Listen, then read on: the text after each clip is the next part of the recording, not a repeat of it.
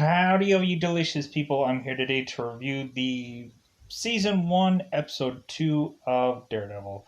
So, reasonably, this is to basically just set up seemingly a relationship brewing between Foggy Nelson and Karen Page, but this is also to kind of set up Claire, which ultimately is the doctor, which eventually also Claire is basically tied to every single basically show that is otherwise connecting the Netflix world. Claire is eventually tied to the Luke Cage show. She is also tied seemingly to any number of characters. She's kind of like the Phil Coulson of these Netflix series, which ultimately are all getting tied together within this universe to ultimately be bottled within this universe because eventually this universe no longer exists. So going into here, we have not one and two episodes. We've yet not to mention Wilson Fisk, which eventually will premiere eventually within these episodes. Will have his own backstory and all kinds of things eventually. But we end up having it to where this episode is kind of it's really very much interesting. We end up having to where recently this is a backstory episode, really showcasing the lead up from Matt Murdock eventually ending up getting blind to eventually having his father eventually being a boxer, which leads him to the real reason why he's a vigilante. And we end up having it where also we have uh, a current time situation going on that ultimately is to have, of course, Matt severely injured to end up having Claire ending up having to take care of him and so on and so forth. It's a really interesting episode because it gives us one, a really long-winded fight scene that ultimately seems to be absolutely uncut and very choreographed and very heavily interesting in the ability of being able to have this long-winded hallway fight out, which ultimately leads into the collecting of a kid. Um, Really, probably a lot of people ultimately, when seeing this scene, are like, "Wow, this is really long and drawn out." When looking at it, there are fairly few times that ultimately you can go and see a scene like this. Reasonably, when looking at it, like there are very few kinds of things going on that ultimately will kind of approach this way, and eventually you'll see a cut somewhere. Um, but this show does not do that. So going into this, we end up having it to this being a very interesting episode. It kind of gives you some characters that you're going to be fairly familiar with through the bulk of the show, and it honestly gives us the thing that we've been waiting for, which is to really see how well the show is going to be put together via just simple fight scenes and simple story, and also giving us what is to be a fully flushed out Daredevil backstory so we can get really invested in the character and really understand how intelligent Matt is and really understand um, how we should really invest in this character either in past tense or in present time. So, other than that, I think reasonably I kind of really teed up this episode um, and kind of really went into this in a very kind of almost cryptic like way, but almost also kind of mentioning what is to go on here. So, I think it's about that time to ultimately go into spoilers about this episode. Uh, Again, that one long fight scene ultimately makes this episode worth watching. If ultimately a lot of people had said, yeah, but this episode has a lot of things slow going on with it as well, I can understand that, but when also looking at it, I think it's about that time to go into spoilers. So let's crack out that double five to otherwise go into the spoiler time. Spoiler time. It's about that time again to spoil this episode. So we end up having to where in the very beginning of this episode, we end up having it to where a man finds Daredevil in a dumpster. Ultimately, a black masked man, seemingly covering half of his face. Ultimately, we end up having it to where this man is to go to find Claire to retrieve Daredevil out of this dumpster. And so we end up having it to where ultimately Claire is trying as much as humanly possible to go and try to take care of Matt. And we end up finding out that supposedly Matt has gotten and broken quite a few ribs, has some lacerations, and all kinds of things that ultimately Claire has to, of course, try and take care of. So we end up having it to where we are to assume that the people who are after Matt are trying to find him. And so we end up having it to where ultimately Matt eventually is to sense and hear eventually a man coming door to door to ultimately ask um, if they have been able to see anything that is otherwise tied to a crime, which ultimately means this guy is ultimately looking for Daredevil, um, reasonably. So while that is to go on, we end up also having a backstory to help us understand what had all happened to Daredevil, ultimately making it to where Daredevil, the kid, is to ultimately wake up in a hospital to have his father comfort him and tell him that he won't be able to see anymore. We end up having it to where ultimately, uh, at some point in time, we end up finding out that before this, when Matt was able to see, we end up having to where Matt had to forcibly be a doctor for his father. Because ultimately, Matt's father would consistently come home with some kind of lacerations or some kind of cuts because of boxing. So ultimately, we end up having it to where uh, Matt is ending up having to be a surgeon to his own father. And so we end up having it to where Matt is to go and get alcohol for his father, but we end up having it to where his father says, "No, you take a swig. This isn't for me. This is for you. I need you to calm down your nerves." Because ultimately, uh, he ended up, I guess, freaking out the last time he had to sew up his father. And so now we end up having it to where Matt is ultimately like, "Well, are you sure? Like, do you really want me to go and drink this?" And ultimately, like, his father is like, this one time only. So we end up having it to where Matt ends up taking a swig of alcohol and eventually going and trying to sew up his father. And then eventually we are to push to eventually find out that Matt eventually becomes blind, eventually goes and tries to read Braille while his father is boxing, and then eventually we'll get to that further on into that. So Foggy and Karen are to basically have their night out together because eventually Foggy ends up going and belting out some bizarrish song that ultimately he sounds like nails on the chalkboard, to be brutally honest.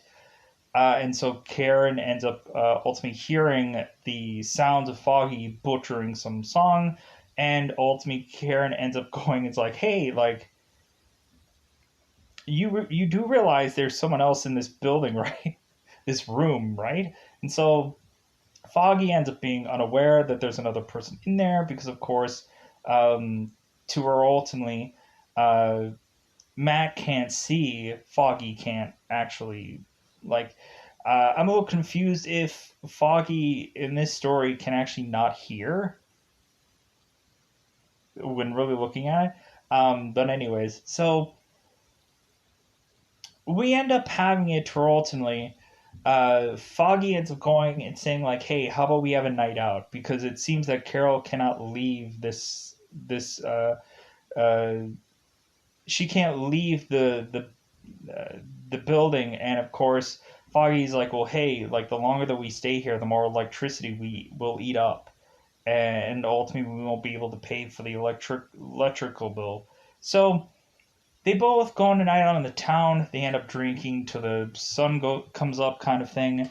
And we end up having it where ultimately Foggy is at some points trying to hit on Karen, ultimately saying like, "Well, hey, maybe you fantasized about me, maybe you didn't. Hey," it's like it's kind of like this back and forth. Like Foggy is trying to be very elusive, but ultimately making it so that maybe it's going to be quite possible where the two are going to end up together. Ba ba ba ba. So we end up having to where both Foggy and Karen make their way to Matt's apartment to ultimately repetitiously knock on the door to basically wake up every one of the neighbors by yelling about that ultimately they had drank a alcoholic beverage which ultimately had an eel inside of it, and both of them had both mentioned that they may have eaten the eel and they're not really aware. And so ultimately, hey, like, go out and party with us, Matt, because we're all powered by eels. And so we end up having it to where Matt is really unresponsive because he's not at home. He's with Karen, ultimately getting uh, a thing being shot into his chest, so ultimately he could be able to breathe from out of his lung because it seems like one of his lungs are collapsing because there is probably some blood or fluid or whatever going into his lungs, collapsing his lung to ultimately make it to where ultimately Karen has to go and hit seemingly Matt with something so he can be able to his lungs could be able to breathe, so on and so forth. So we end up having it to ultimately really that's all that really happens with Karen and Foggy throughout this episode. So that is wrapped up. So we end up having it to where eventually Matt is to tell Claire kind of who he is by little things here and there, kind of backstories and stuff like that. We eventually have it to where uh, Claire has to kind of understand why Matt does all this and he is completely and utterly blind. We end up having it to where, because ultimately Claire knows all good and well that Matt is actually blind. It's like, hey, you're blind, and how is it that you can do all this stuff? And ultimately, Matt's just like, well, hey,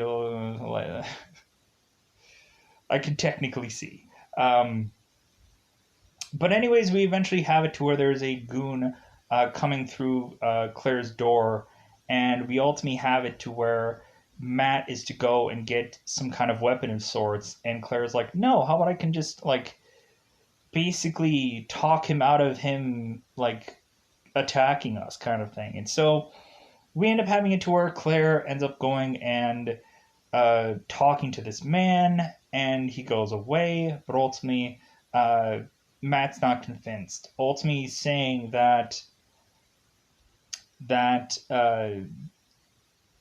Matt says like this guy's onto you. Ultimately, we end up having this guy scrambling, going down the stairs, ultimately shouting something in a different language. Ultimately, Matt takes this fire extinguisher and drops this fire extinguisher upon this guy's head to drop him downstairs. Ultimately, having Matt going and noticing that there is a innocent bystander that had saw all this, and we end up having it to where this innocent bystander ends up helping them drag this guy up to the roof. So we end up having it to where eventually Matt is to torture this guy for information. Um, and we end up having it to where Claire is to basically help. We end up having it to where she gives information about a part of the eye where you could take a knife or whatever and just kind of keep pressing until ultimately it really, really hurts. So Matt ends up going and putting this pressure point in to ultimately have this guy squeal like a pig, ultimately to give out information of where this said kid is that ultimately is being taken hostage by these men at this apartment complex. So we end up having it to where eventually that Matt is to knock this guy unconscious and or ultimately no wait, he ends up going knocking this guy unconscious when he wakes up, tortures him to ultimately have him be taken to the side of this roof to be chucked off. When ultimately Matt doesn't exactly give every single little bit of information and so on and so forth. We end up having it to where Claire ultimately asks, like, hey, do you think that he's still alive? Matt's like, yep, he's still breathing, so that's good enough. So we end up having to where eventually Matt is ultimately going to tell Claire, like, hey, you need to go and live somewhere else temporarily because they're going to be coming for you. Claire is ultimately house sitting for some girl, told me to take care of some girl's cat. And so Matt ultimately asks for the address, ultimately going, hey, like, maybe there's going to be some night I'm going to be looking for kicks. And I do get kicked and ultimately want to be able to have some medical assistance at my beck and call. So ultimately, Claire gives him the address. Ultimately, Matt goes off to go and save this kid. Ultimately, making it for a very long-winded cutscene where we have these guys fighting it out. Everything's very choreographed. I'm kind of interested to see where exactly if Matt had stunt doubles being added into these scenes, and ultimately, like, where is it that they came in and came out of? Because I thought that that would be kind of interesting to see the complete 100% breakdown of this one scene of like how many extras of Matt did they have, because there was like, if you could kind of time it out when looking at it, um, a lot of these guys end up uh, go through some door, and I'm like, okay, so they went through some door to have Matt's stunt double come in and to do a couple of things here and there, and then eventually Matt is to go back flying through this other door to have real Matt come in there and do some kind of close-up shots. So yeah, like reasonably we could have it to where like Matt probably had a double that ultimately you could kind of see from time to time when his head isn't actually showcasing on frame and stuff like that. So like I was kind of fascinated by some of this, and I was like, wow, this is kind of really interesting to see like how exactly they did all this and choreographed all of it and so on and so forth. Moving on, so eventually towards the very tail end of this episode, we end up having it where Matt ends up going and collecting a kid to ultimately go and save this kid. And so reasonably that's kind of just a saving of the day kind of thing. And ultimately that is to really what really ends the episode. Um, Other than that, yeah, uh, there is a flashback. So let's get back to that. So we end up having it where ultimately Matt's father is to basically realize that his end is near. That ultimately he wants to do one good thing. And so that one good thing is to not take a dive. So we end up having it to where Matt's father is to basically go with some fight promoters to ultimately tell him that he's going to be taking a dive in the fifth. And we ended up having it to where eventually Matt hears this and ultimately is talking to his father and basically mentioning it's like, well, hey, we never give up. We never fall, right, Dad? And so we end up having it to where Matt's father is otherwise realizing that maybe he should go and bite the bullet, so to speak, and do the right thing. Ultimately realizing he can beat people, so he will. So we end up having it to ultimately Matt's father orchestrates that he wants to ultimately put a ton of money on Matt and or on himself to ultimately be reserved for Matt to get this money when ultimately his father is to win this matchup because ultimately Matt's father is going to die after this match. He is to naturally assume. So we end up having it to where eventually Matt is to eventually call Matt's mother. his biological mother, because his actual biological mother is still alive. If anything, if you actually watch season 3, you'll get a lot of closure from that, and you'll understand exactly what I mean. Um, but yeah, so we end up having it to ultimately Matt's father is to go out and to win this match to eventually uh, go in and try as quickly as humanly possible to get his gear off, to try and uh, hear the crowd just cheering for him, and we are ultimately to see Matt going and hearing sirens going off, seemingly near close to the fight arena. We end up having Matt go, and ultimately these police officers really don't care about, like, hey, you're polluting a crime scene there, chump. Because we end up having it to where Matt ends up going to his father and touching all over um, Matt's father's body, and so we end up having it to where ultimately Matt is, of course, teary-eyed and grieving about his father dying, and so we end up having it to where Matt's father's death drives him to eventually seek vengeance on whoever it was that had killed his father, but he has really no clue.